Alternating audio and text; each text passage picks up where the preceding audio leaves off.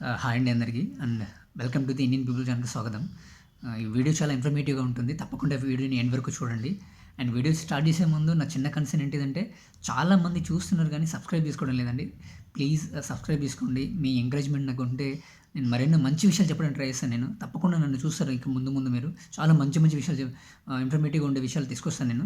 So, మీ support నాకుంటే ఖచ్చితంగా నేను మరెన్నో మంచి విషయాలు చెప్పడానికి ట్రై చేస్తాను నేను. And video subscribe and like చేయడం మాత్రం మర్చిపోకండి తప్పకుండా. ఎండ్ వరకు వీడియో చూడండి, మీకే అర్థమవుతుంది.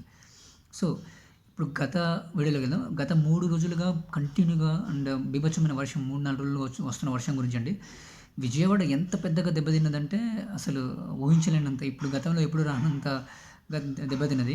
అదే విషయాన్ని నేను ఒక 1 అవర్ బ్యాక్ చంద్రబాబు గారి ఇంటర్వ్యూ విన్నాను నేను. మీటింగ్ చూశాను నేను.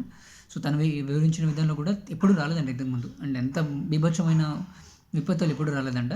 సో, తను దగ్గరుండి స్వయంగా అన్ని ప్రాంతాల్లో ఏదైతే లోతట్టు ప్రాంతాలు మునిగిపోయిన ప్రాంతాలు ఉన్నాయో దగ్గరుండి పర్యవేక్షించి వాటిని పరీక్షించి చూస్తూ చేశారు తను.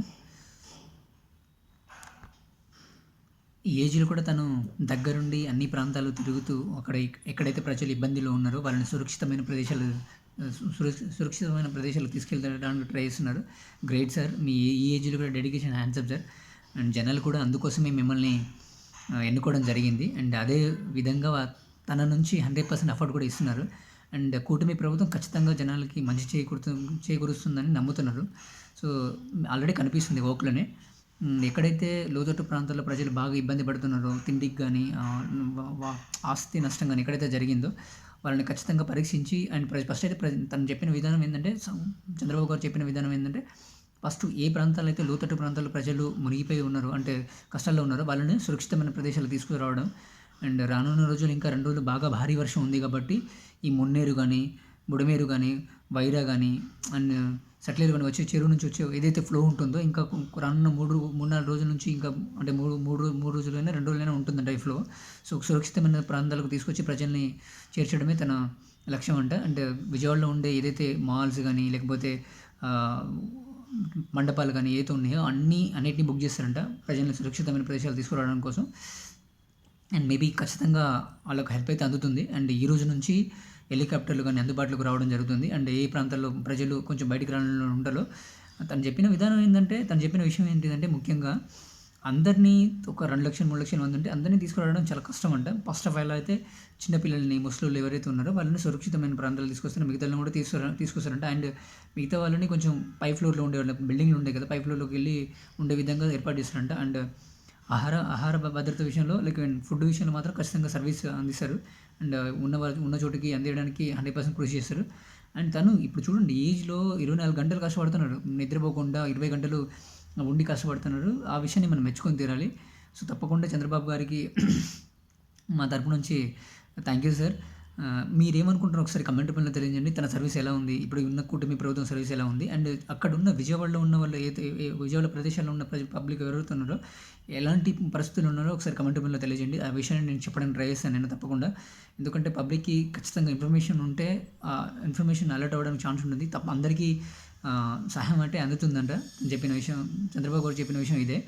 అండ్ ఇప్పుడు ఇమ్మీడియేట్‌గా వాళ్ళు తీసుకునే యాక్షన్ ఏందంటే ప్రజల్ని సురక్షితమైన ప్రదేశాలకు తీసుకెళ్లడమే వాళ్ళ ముందున్న లక్ష్యం. అండ్ అదేవిధంగా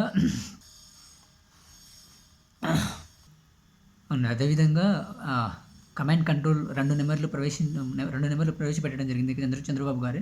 అదే నెంబర్లు 112 ఒకటి నెంబరు, 107 నెంబర్. ఏదైనా ఎమర్జెన్సీ ఉంటే ఈ నెంబర్‌కి ఫోన్ చేసి సహాయ సిబ్బందికరులు ఖచ్చితంగా ఆదుకుంటారంట. ఈ నెంబర్‌కి గుర్తుపెట్టుకోండి 112, 107 ఈ 2 నెంబర్లు. అండ్ అదేవిధంగా ఈరోజు నిన్ననే చేశారు చంద్రబాబు గారు. సెక్రటరీలతో మీటింగ్స్ పెట్టి ఐఏఎస్ అధికారులు ఎవరైతే ఉన్నారో ఇమీడియట్ యాక్షన్‌లు దిగి పబ్లిక్‌ని ఆదుకోవాలని అయితే మీటింగ్ పెట్టడం జరిగిందండి. అండ్ ఈ రోజు నుంచి యాక్షన్‌లకు దిగుతారు. వాళ్ళు సర్వీస్ అందించడానికి 100% ఎవరైతే గవర్నమెంట్ అధికారులు ఉన్నారో వాళ్ళు ఖచ్చితంగా దగ్గరుండి ఈ సర్వీస్ యాక్షన్ తీసుకోవాలి పెద్ద పెద్ద అధికారులు అని నిన్ననే చెప్పారు మీ సెక్రటరీలతో మీటింగు. అండ్ ఖచ్చితంగా జనాల్ని ఆదుకుంటామని అయితే చంద్రబాబు గారు చెప్పడం జరిగింది. అండ్ అదేవిధంగా జనాలు కూడా ఎన్నో కష్టాలు ఉన్నారు కాబట్టి కొంచెం జాగ్రత్తగా ఉండండి. లోతట్టు ప్రాంతాల్లో ఉన్న మేజర్‌గా పీపుల్ ఈ పాటికే చాలామంది చనిపోవడం కూడా జరిగింది. కొందరు వరదల వల్ల చనిపోవడం కానీ ఇలాంటివి జరగడం జరిగింది. సో, తప్పకుండా మిగతా వాళ్ళను ఎవరైతే ఉన్నారో కొంచెం జాగ్రత్తగా ఉండడానికి ట్రై చేయండి. చిన్నపిల్లలు కానీ, ముసలి వాళ్ళు కానీ కొంచెం సురక్షితమైన ప్రాంతాలకు వెళ్ళడానికి ట్రై చేయండి. ఎందుకంటే ఈ 2 రోజులు, 3 రోజులు ఇంకా ఫ్లో పెరిగే ఛాన్స్ ఉంది. సో, తప్పకుండా కొంచెం జాగ్రత్తగా ఉండడానికి ట్రై చేయండి. అండ్ నా వరకైతే నేను చెప్పాల్సిన విషయం చెప్పాను అనుకుంటున్నాను నేను. అండ్ తప్పకుండా నా వీడియో కనుక మీకు నచ్చితే సబ్స్క్రైబ్ అండ్ లైక్ చేయడం మాత్రం మర్చిపోకండి. And thank you so much అండి. జై హింద్.